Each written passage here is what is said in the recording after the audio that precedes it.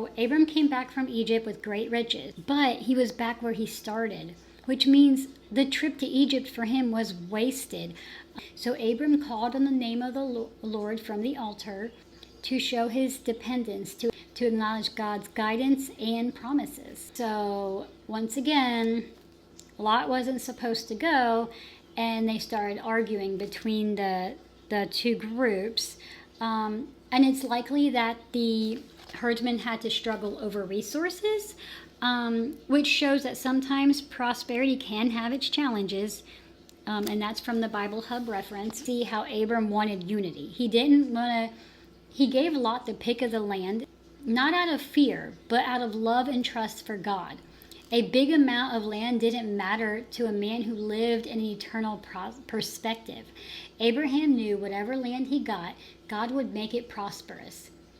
He wasn't going to make the same mistake that he made in Egypt and trust his own judgment this time. He used wisdom. How many times have we done something and trusted our own judgment and then turned out that it did not turn out the way we wanted it to? So it's, you know how the scripture goes, lean on not your own understanding. And Abram learned his lesson, and this time he decided to trust God. So Lot made a choice based on his view of what he could see. He didn't really think about the consequences of his family. But I just kind of wonder, did he know that he was making a bad choice? If you were in that situation, would have you choose the bigger land, or would you have let Abram choose the bigger land? Kind of glad he didn't choose the bigger land, but which side of the fence would you have been on? But we know he did make a choice based on appearance alone.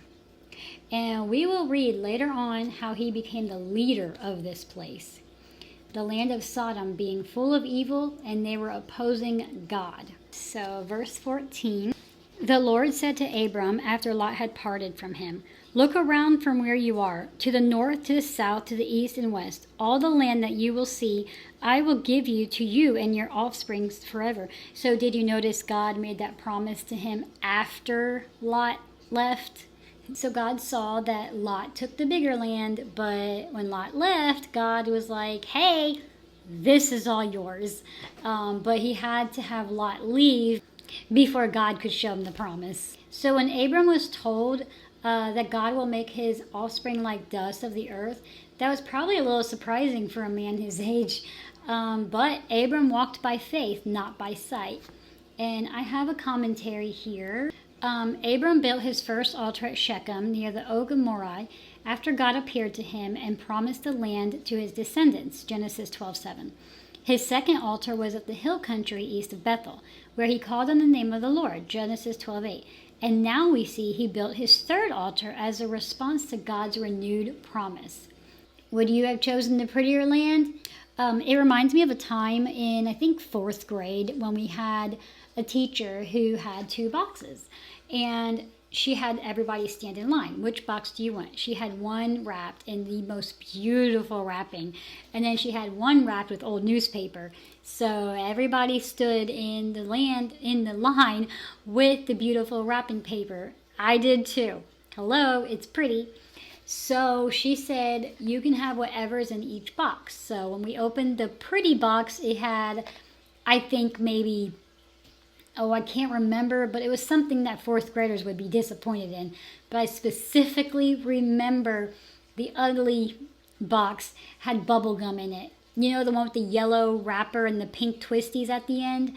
That was the best bubble gum. And I was really sad that we didn't get any.